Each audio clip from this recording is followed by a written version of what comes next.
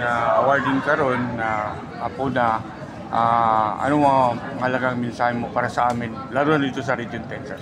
So una sa lahat, nagpasalamat kami sa pagkilala po sa AMUA sa aming contribution with the Forces Civil Service activities, and we would like to extend also our congratulations sa mga nagawag, sa mga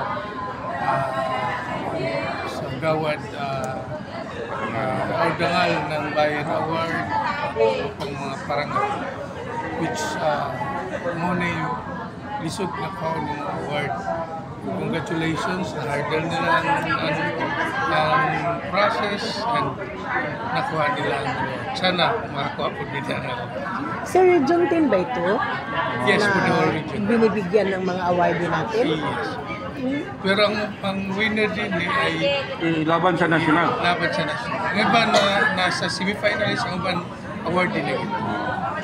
So, bali kayo ang tinatawag na buhay na hero, no? The living hero. So sa among side ay tuloy-tuloy pa rin sila. Tuloy-tuloy.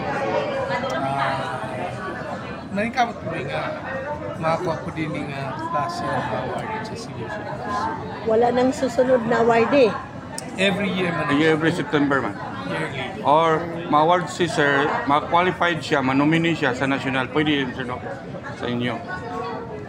Sa Bureau of Fire naman. Bureau of Fire. Pero this year, sir, wala pa tayong national na award this year, This 2025? year wala pa'y kuhan. Meron December yung Fire Service Recognition Day. So awaiting me kung kinsay National awardee. national award.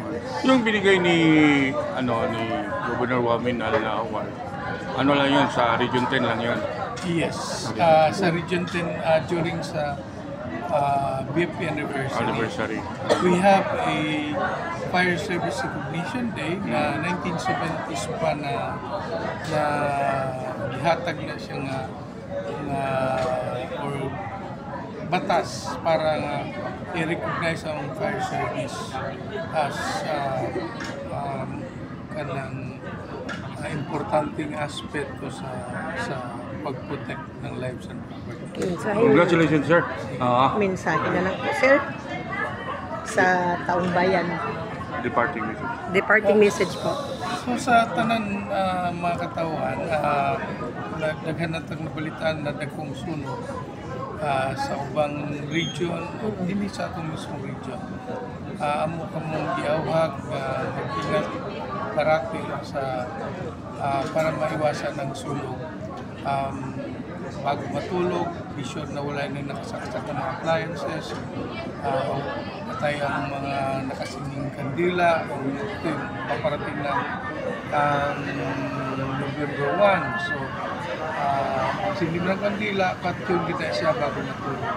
Kadaghan kayo ng sunog tungod sa kapabayaan. So, among giawhag ang tanan na mag-ingat sa paggamit ng mga kagamitan pangluto, mga appliances para maiwasan ang sunog.